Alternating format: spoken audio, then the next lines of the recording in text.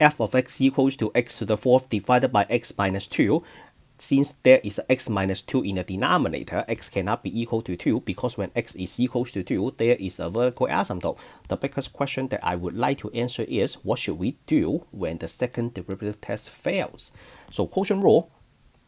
Why do we need to use quotient rule? Because this is a rational function. So when you find f prime of x, you have to use quotient rule, which is gf prime minus fg prime divided by g squared. So f prime of x, let's write a long fraction bar, and then the square of the denominator, x minus 2 square, and then the top we have gf prime x minus 2, the derivative of x to the fourth is 4x to the third, and then minus fg prime, so that is x to the fourth, the derivative of the denominator is equals to 1, and then we clean this up. We have 4x to the fourth minus 8x to the third minus x to the fourth divided by x minus 2 square. Okay, and then I can see that the fourth power can be simplified. So 4 minus 1 is equals to 3. We have 3x to the fourth minus 8x to the third divided by x minus 2 square. Okay, so now we are ready to find the critical numbers by setting the first derivative equals to 0. Alright, so that means the numerator has to be equal to 0, right? So we have 3x to the fourth minus 8x to the third. That must be equal to 0. I factor our x to the third, so we have 3x minus 8 equals to 0. So there are two critical numbers, x equals to 0 and x equals to 8 over 3. So they are my critical numbers. Some textbook call this a critical value. So they are my critical numbers. And then what else? Do you notice that in the denominator, when we have x equals to 2, then the function is not differentiable, right? So when x is equals to 2, the function is not differentiable because 2 is a vertical asymptote. So let's also specify that. So x equals to 2 is also a critical number because that makes the function not differentiable. But what else do we have to say? We have to say that x cannot be equal to 2. So x equals to 2 is a vertical asymptote. So therefore, x equals to 2 is not a minimum or a maximum. There is a one big vertical asymptote, so it cannot be a min or a max. All right. So that's all for the first derivative, and then for the second derivative, let's do it. So second derivative, let me change to another color to give you a good comparison and contrast. So second derivative, so first of all, we will have to square the denominator. So x minus 2 square, then you get a fourth power. And then we copy the new denominator, x minus 2 square, and then the derivative of the top. So we bring down the 4, then we have 12 x to the third, bring down the 3, 24 x squared. And then minus for the quotient rule, and then fg prime, so fg prime, that is 3x to the fourth minus 8x to the third, and then derivative of the bottom, so that is 2 times x minus 2. You also need to multiply the derivative of the parenthesis, which is x minus 2, using chain rule, but since that is equals to 1, we don't need to write out the 1, right? So using chain rule, you also need to take the derivative of x minus 2. Since that is equals to 1, that affects nothing, then we don't need to write the 1. Okay, let's do a factor. I would like to factor out 1x minus 2.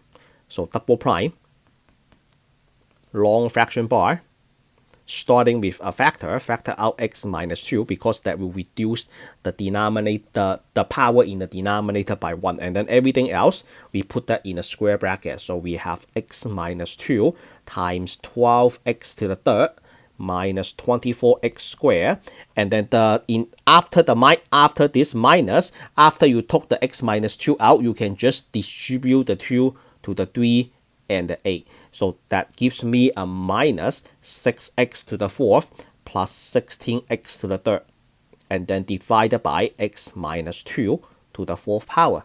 So this x minus 2 is gone.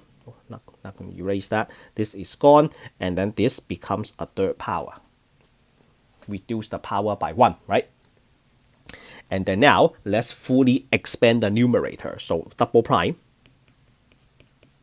that is equals to, so we draw a long number line, and then we open up the first two factors, so that gives me 12x to the fourth minus 24x to the third minus 24x to the third, and then plus 48x squared minus 6x to the fourth plus 16x to the third, and then divided by the third power.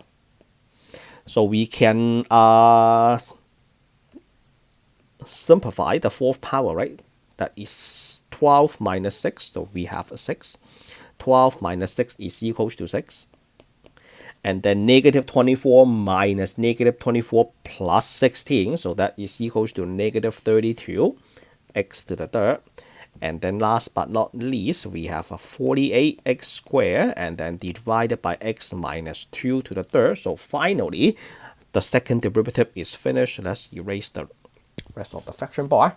Okay, what's next? So now we have the f prime done, the critical numbers are done, and then the f double prime is done, and then we have to test the critical numbers using the second derivative. So what's the concept? This is the core concept of second derivative test. So when you have a critical numbers, the 0 and the 8/3, what is that? So that means when you have a 0, so let's say you have 0, you have a critical numbers, right? Okay, let's do the test first, and then I will draw the picture for you. And then we have f double prime of 0. So you plug in the double prime, you plug in the 0 to the double prime. So that one gives you a 0. So this is the purpose of discussing this problem. So when the double prime is equals to 0, we cannot conclude any concavity, right? It's not concave up, it's not concave down. So that means the second derivative test fails. So second derivative test fails. We have to use sign chart, so we must use sign chart. What about the other one? 8/3, double prime 8/3. So if you do the math right, that is equals to 128, which is greater than 0. So let me explain what that means. Second derivative greater than 0, so using by concavity, so that means concave up, right? Concave up. So what does this mean? Can you give me a picture?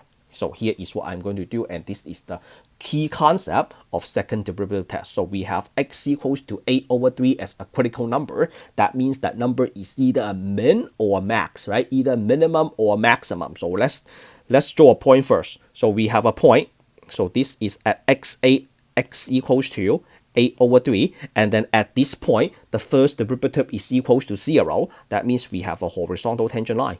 Right? It's a horizontal tangent line. And then using the same number in the second derivative, we have a concave up. So now, based on what we have in this picture, we have to draw a concave up. So this is a concave up, right? So this is a concave up. And then what is the point called? Is this a minimum or a maximum? So this is called a minimum. So as a result, when x is equals to 8/3, we have a relative minimum. So when x is equals to 8/3, we have a relative minimum. So we have a minimum. So x equals to 8/3, then we have a minimum. All right, then what is the point exactly? So f of 8/3, right? So you plug this into the original function when x is equals to 8/3. What do we have? So when x is equals to 8/3, the y, I do not have the fraction right here. I only have a decimal. I forgot to convert that to a fraction. So this one, I will just give you a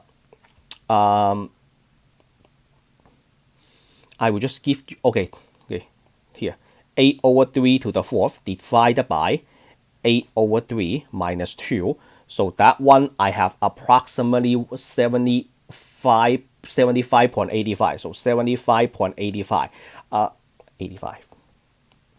Okay, when you do this on your calculator, here is what you can do. You can click the math button, and then you can find the frac, the fraction, and then all you have to do is you click the fraction, and then on the main screen, you will see this. The answer goes to a fraction, and then they will give you the fraction, the answer in fraction, because when you are doing homeworks online, they do not, I don't think they accept approximation. So the 75.85, you have to put that in fraction. So this is a minimum. And then what about the other point, the 0? So that makes the test fails. Then we will have to use a sign chart. So let me do the sign chart in a different color. Let's pick yellow. I mean green. So for the sign chart, we have 0, right? X equals to 0. And then other than that, we have x equals to 2. So this is a vertical asymptote. And then 8/3. And then we have 4 intervals, so negatives infinity to 0, from 0 to 2, and then from 2 to 8/3, and then from 8/3 to positive infinity. All right. And then we are focusing on the 0. So let's pick x equals to -1 and x equals to 1. And then f prime of -1, f prime of positive 1. So this gives you 1.22 that is greater than 0. This gives you -5 that is less than 0. So greater than 0 means increasing, less than 0 means increasing. As a result, there is a maximum at x equals to 0. All right, so what happened when x equals to 0? So if you go back to the original function, so all the way to the top, when x is equals to 0, so f of 0, that is equals to 0. So that means 0, 0 is a relative maximum. So basically the problem is done. If you want to test the other one, that is fine. I also did a quick, I can also give you what I have. So this one I picked 2.1. This one I pick a 3. So I have f prime of 2.1 that is around -15,074.37. F prime of 27. F prime of 3 is equals to 27. So this is a negative. This is a positive. So we have a decreasing and then we have an increasing. So therefore, this is a minimum. This is exactly what we got using the second derivative test. And the 2, we don't need to worry about the 2 because the 2 is only a vertical asymptote. So therefore, this is the answer that we want. And then this is the answer that we want. So this should be the most challenging problem ever. Alright, so that is the end of this video. If you think I picked the best problem, my discussion is clear and helpful, give me a like, share this video in any social media for me. If you are new to the channel, take 3 seconds to click the subscribe button down below. I will see you all in the next lesson. Signing out.